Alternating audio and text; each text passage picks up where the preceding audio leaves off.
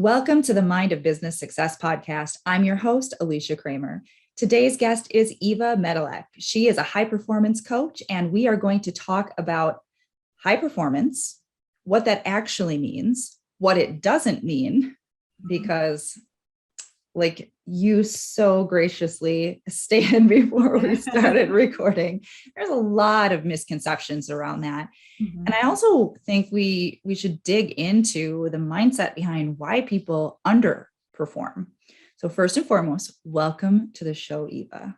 Thank you for having me, Alicia. I'm really excited to speak about this. This is like my jam, my passion is really move people from underperforming to high performing in their personal and professional lives.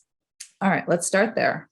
Mm-hmm. So we know that this is your area of expertise. This is where you really shine, and you're able to help people create that level of transformation within themselves. Let's start by talking about, what does high performance even mean? Really?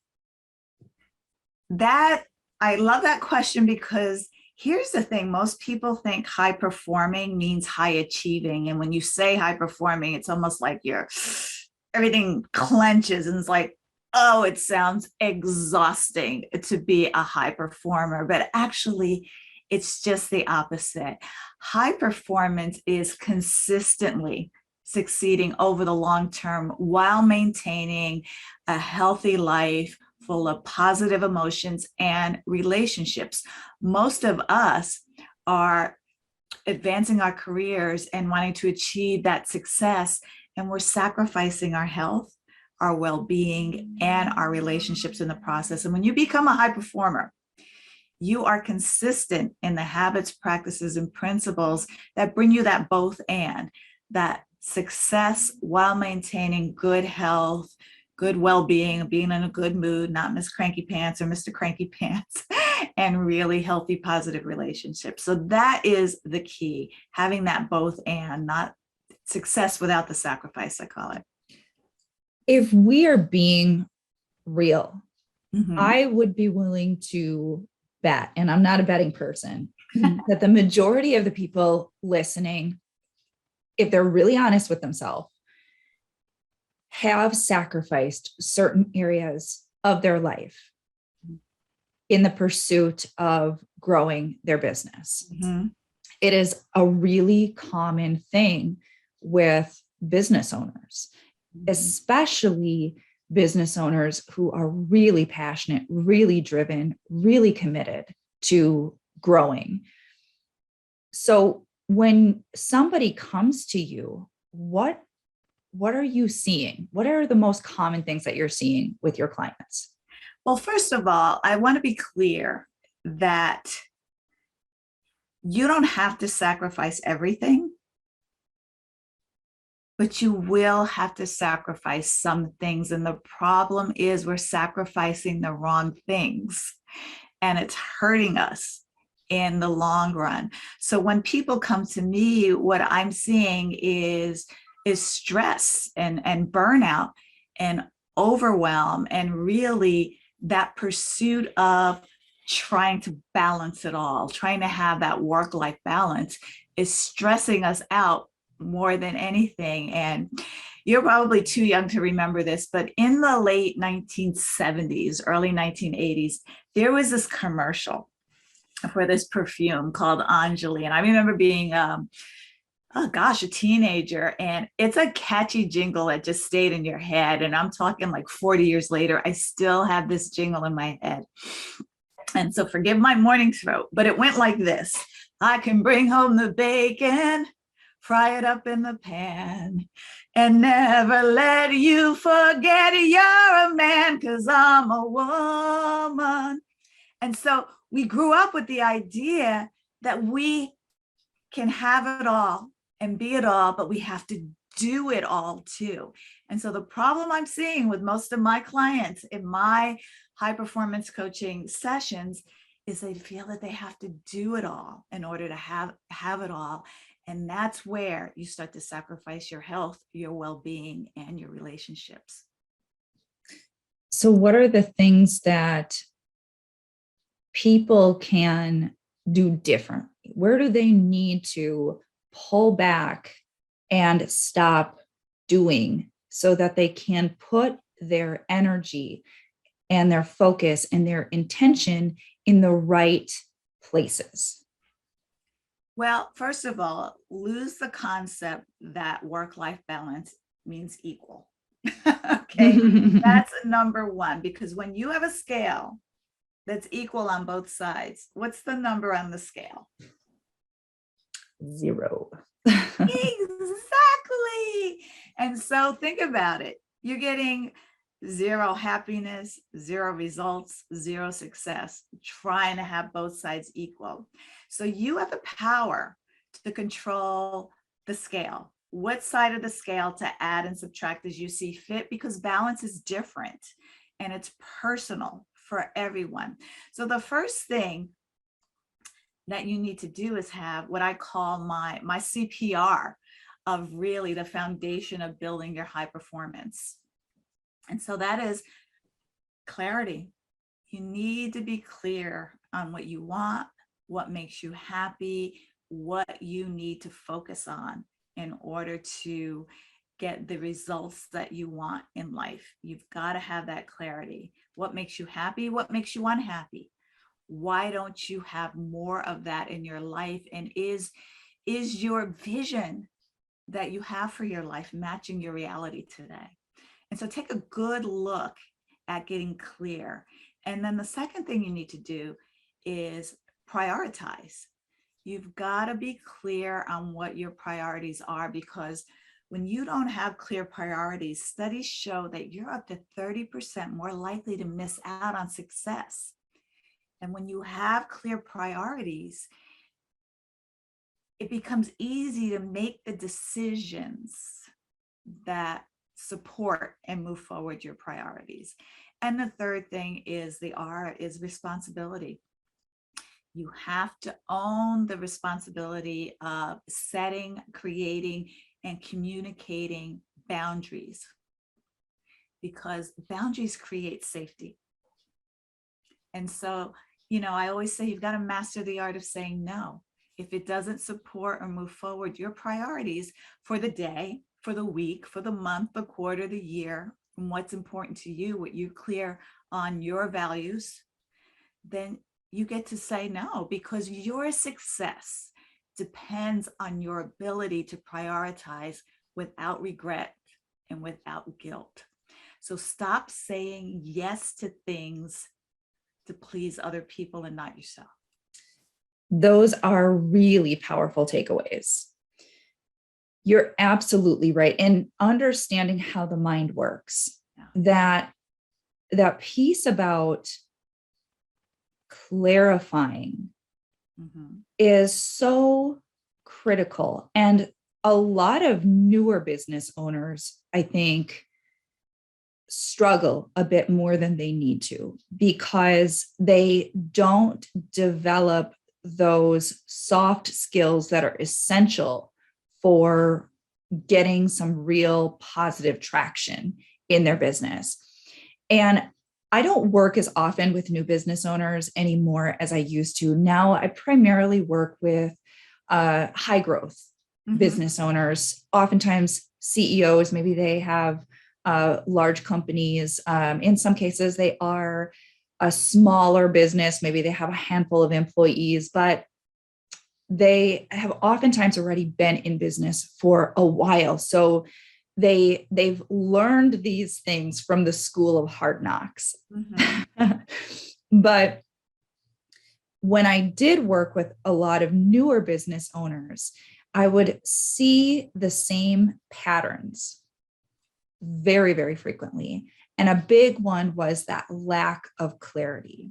They knew that they wanted to do this business. They knew that they were passionate about it. They even had a fair amount of confidence in their ability to provide a high quality product or service, but they weren't really thinking like a strategic business owner. They didn't have that depth of clarity. And then the other piece, which you also mentioned, is the personal boundaries. And that is something that I especially see my clients who are kind of leveling up, going through. There's this point where you have to do some inner work to understand that you're not actually helping anyone else by saying yes to their request if you are out of alignment with saying yes. So this is a really hard concept for a lot of people because we're conditioned as children to please mom and dad, right? Right on the head. You hit it right on the head. I was actually going to go there. Here's the thing, Alicia, when I work with my clients, the first thing we do is we set the foundation to build high performance on. And that foundation includes looking at your early life experiences and how they formed your habits, patterns, beliefs, and behaviors that are sabotaging your success in life and business, because you've got to know yourself before you can grow yourself. And when we take that deeper look into the past and create what I call, there's that thread of what prevents them having the clarity, the focus, the courage, the productivity, the boundaries, all of that is really something that was planted, for lack of a better word, years ago. And most of us don't see how it's damaging our potential for success and high performance. So the first thing I do with my clients is we set that foundation, because if you don't have that foundation, if you don't till the soil, whatever seeds I plant for high performance or we plant together do not have a chance to grow if the soil is hard and rocky and has all kinds of, roots and old roots. We had to dig out those old roots and we're going to start fresh. And once we do that, the first sessions we work on is focus and clarity. Focus and clarity, because when you are clear, it's easy to make decisions. Is this decision, is saying yes to this going to support my focus and clarity of where I want to go? And if it doesn't, it's easy to set that boundary to say no. But when you're not clear, you have what I call, what I've suffered from my entire life, FOMO, shiny object syndrome. Oh, maybe this will get me there. And then you're kind of scattered all over the place. So it's really important to lay that foundation to grow on. And most of my clients, when I ask them after they've worked with me for a certain amount of time, what was the most impactful piece of the sessions that we worked on? And they would always say, in the beginning, where you showed me where I was sabotaging my success. And I also knew why. And then I was able to make the transformation to be really fully committed to high performance, because the high performance is sessions that build on each other. It's not that coaching that goes, so have you been? What are you working on? What are we doing? We're going to build around the core tenets of focus, clarity, energy, because the energy that you bring to your relationships is more important than anything. And I know I'm going off on a tangent, but I'm so passionate about what I do, because when you think of a power plant, it doesn't just have energy, it generates it. And like, you're a working mom, you don't want your family getting what's left over of you at the end of your day. They deserve better than that. So how do we keep the energy generating mentally, emotionally, as well as physically, so that we can bring our A game to our personal life and our professional lives? So many great takeaways. And there are so many different segues that we could have made off of what you just said. I want to dig into so much of it because there's so much gold in there. One of the things that I love about these interviews that I'm doing is no matter what specialization the guest expert has, we're talking about a lot of the same fundamental principles for success. Yes. And we're coming at it from slightly different angles, with certain emphasis on different areas of our life and our business. but it's all the same themes. Because success really, it's not this mysterious thing. It's just like any other worthy endeavor. You really do need to master the fundamentals, master the basics. And so what we're talking about here is, let's get rid of the crap.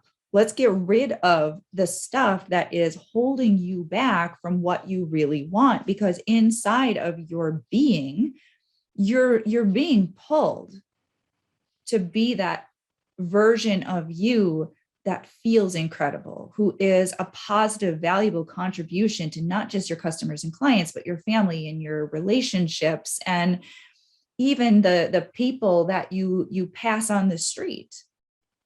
So let's talk a little bit about your personal journey as a business owner.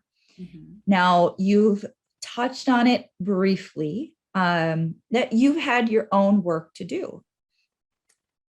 Can you share with us maybe one of those moments, those aha moments for you with your own mindset that helped you to get to where you are? Absolutely. Let me start by saying, in a NASCAR race, right? Those cars are racing at dangerously high speeds, trying to win the race without crashing and burning, right? And when that lead car pulls over and stops for a pit stop, I remember when I was young and I used to see that, and like, why are you stopping now? You're going to fall behind and lose the race. But taking a pit stop is necessary to continue to race without breaking down. Now, I was going nonstop, racing around nonstop, trying to do everything I could to get ahead, because I was afraid that if I stopped, I was going to fall behind and lose. And you'll find that most high achieving, driven professionals do that. But here's the thing, because I didn't stop, my health was crashing, my relationships were breaking down, and my mood was Little Miss Cranky Pants all of the time. I was always frustrated. And so it really, really had an impact on my relationship. And one day, I made the discovery that my husband was having an affair. And it was in that moment, it was the 2x5, 2x4 to the head, punch in the gut, however you want to put it. But if you're imagining a NASCAR race, I broke down on the track and my relationship broke down, and it was going to crash and burn. And it was in that moment I realized, if I don't stop for pit stops and take care of myself and stop working myself to death, I'm going to lose everything that I'm working for. And so that was a moment where I took responsibility about what was clear in my life that I need to prioritize. And it was my relationship, because here's the thing, my husband is a good man. And so, you know, he chose a self-sabotaging way to deal with the pain he was feeling. I dealt with it by throwing myself into work, you know, not to get into the details of, you know, how I began to throw myself into work, but it was when you're building an entrepreneurial business, a lot of us work our day job and are building a business on the side so the business can sustain us, right? And so I was in that overwork, burnout, stressed out, and overwhelmed space. And, you know, we had a choice at that point to let that breakdown break us up and we quit the race and we get off the track, or we make it lead us to a breakthrough where we got to recover and finish the race victoriously, or still stay on the track, I should say, because we're not finished till we're dead, right? And so fortunately for us, we went to the work, and it was hard, it was messy, a lot of insights about myself came up that were hard to look at and see, but I knew that if I didn't see it, I couldn't fix it, transform it, make it better, show up as a better person. And, I look at my husband periodically today, and this happened about 4 or 5 years ago. And I said, I'm so proud of us. I'm so proud of us because our success is sweeter. We're having more fun. Yeah, we still work and we put a lot of time, effort, and energy, but we've learned to, know the balance. We just took a month off in September and stayed at our place in Germany. And so, it's not equal balance, but like, okay, this is where we're putting our time, effort, and energy in. Now that's going to lack, and this is where we're putting our time, effort, and energy in. And we communicate in a way that we can support each other's priorities and values. That's a great story.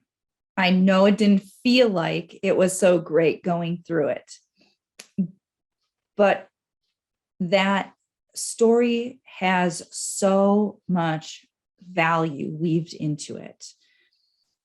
That moment when you became aware that what you believed, which was driving you, was actually slowing you down.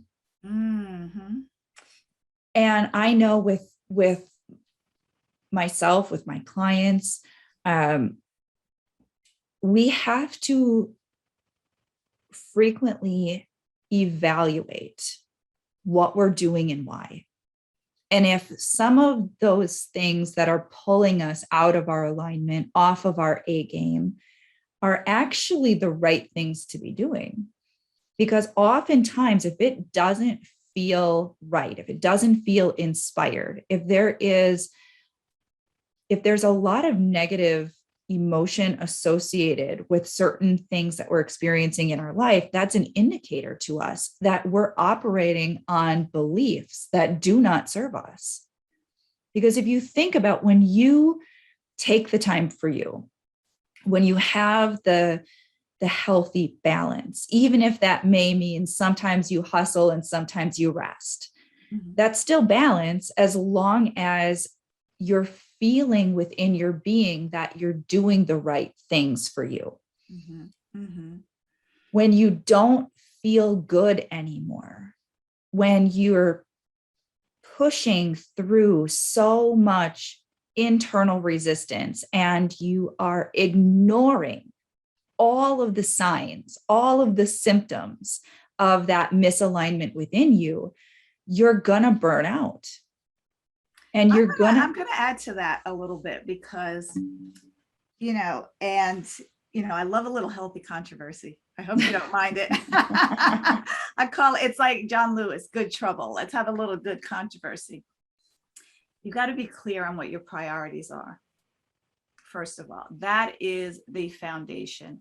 But a lot of times our feelings are rarely aligned with what's best for us because of some of the old ways of thinking, feeling, behaving. I have a client now who has a huge dream and vision, and her fear is causing her to make excuses. Well, it doesn't feel aligned right now. Well, actually, we're not actually in controversy. We're actually talking about exactly the same thing. Yeah. That's indicating that her beliefs are not in alignment with her heart's desires, and that is where some work needs to be done. Exactly. We're actually talking about the exact same thing. Yeah, I know we are, but I want to make this clear because, when you look about your feelings, bring it back to what are my goals, what are my priorities, what are my values, and are my feelings, like we can't change how we feel, we really can't, but we can change how we act, we can change what we do. And a lot of times the act of taking the action towards our goals and our values, our feelings will follow later. But a lot of times most of us will underperform because we're not aware of what our fears are.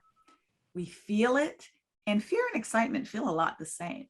But, for example, I was afraid to be more visible, to be out there, to speak up really when a lot of the racial discomfort, if you will, in our country and in the world was happening. But I knew what my priorities and values are, and I got to do it anyway.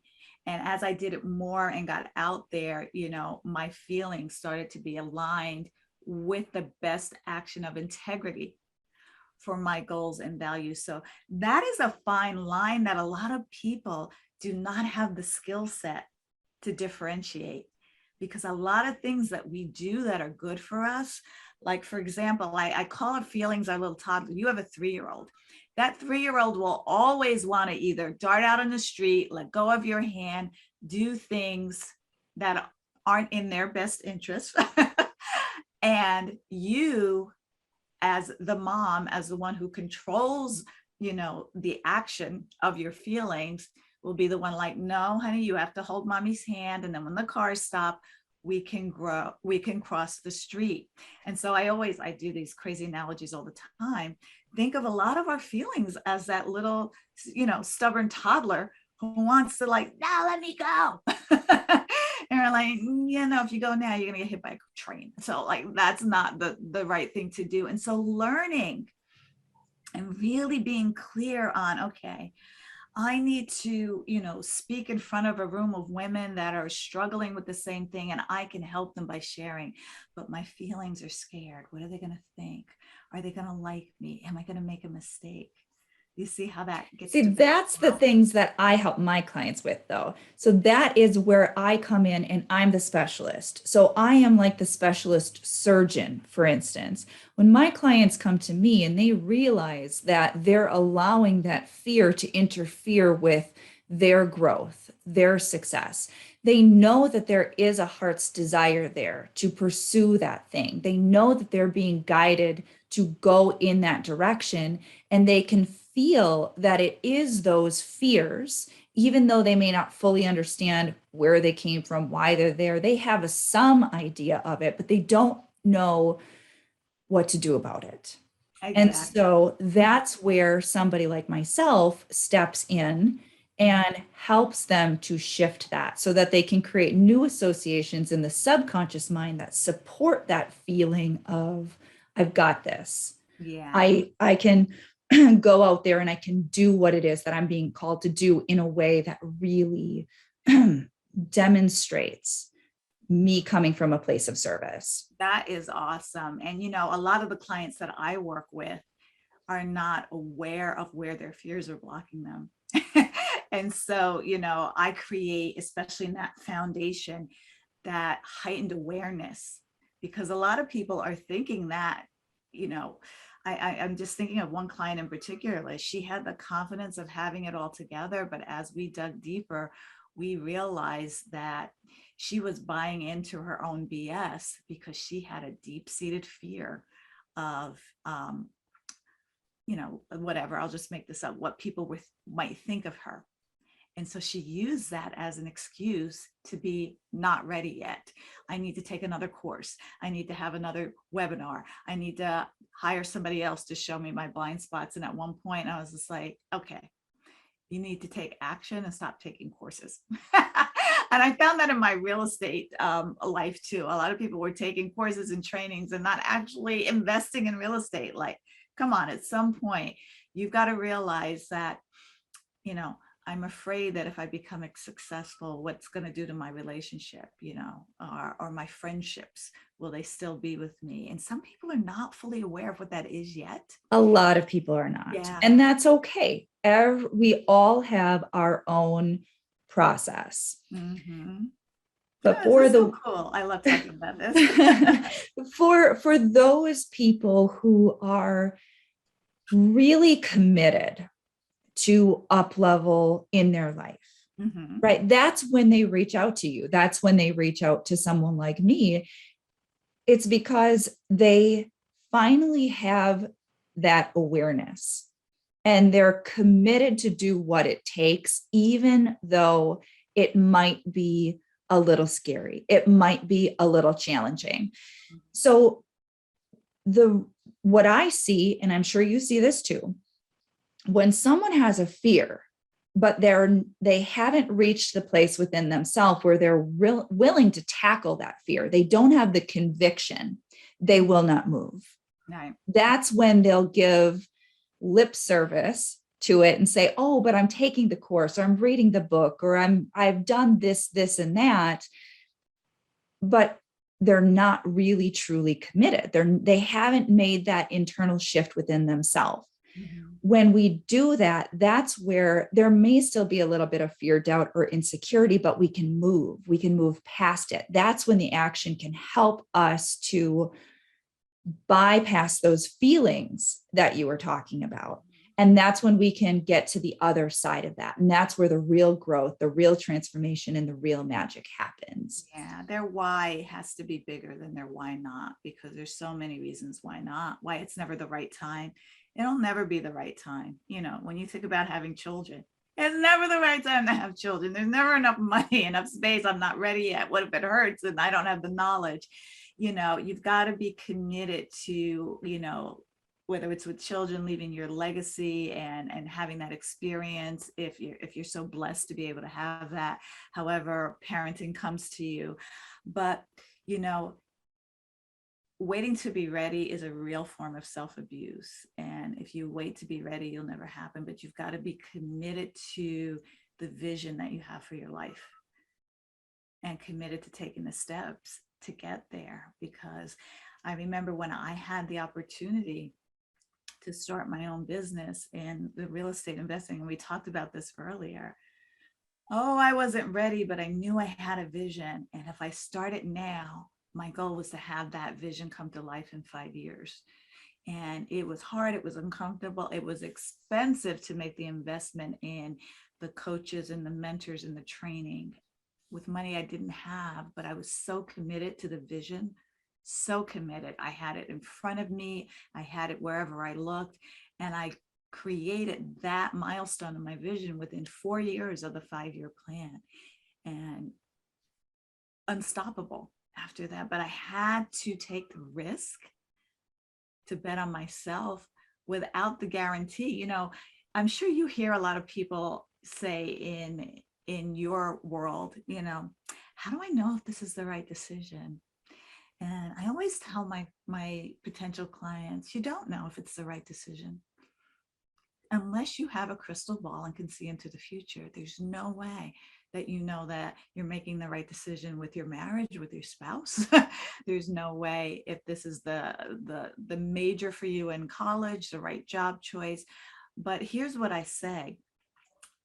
Indecision is a form of self-abuse. So make the decision and then make the decision right. When I made the decision to really spend, you know, multiple figures on getting my business going in real estate investing when I first started out, before I went into coaching, I knew that the skin that I put in the game was a bet that I put on myself, and I had to do everything to be committed to making that the right decision.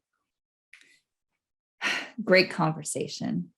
So many valuable takeaways. Absolutely loved it. We could probably go on for a very, very, very long time. Yes. I love having these conversations. Can you share with our listeners, how can they connect with you? You know, if your listeners really want to have a conversation about what high performance can mean for them in their lives and how this really works and the results that you could get, I would just say, let's go to talkwitheva.com and let's talk about it. Let's have a conversation. Let's see where your commitment is and what your vision is to get you there. Awesome. So I want to thank you so sincerely for coming and bringing your fantastic energy and your wisdom, for sharing vulnerably, because there's so much gold in those personal transformations. And it's the metaphors and the analogies, and it is the stories and the way that the mind can start to see through other people's experiences, through other people's examples, that transformation is possible. That you don't have, I mean, if you're feeling that level of burnout right now, and you hear that story and you're like, whoa, I don't want to go there. that is huge. That can change the trajectory of someone's life. So thank you so much for sharing that. Oh, thank you for having me. It was my pleasure. This has been wonderful, as always. I want to just thank our listeners as well for joining us, for putting themselves out there, because we've got an incredible group of listeners who are out there doing really, really big, awesome, amazing things, making a positive difference in the world with their work, with their products, with their services. And I love that we can all kind of mastermind together through this podcast, share wisdom, share strategies, share tactics, and be on the journey together. So with that, want to give you an opportunity, Eva. Do you have any final parting thoughts that you can leave us with today?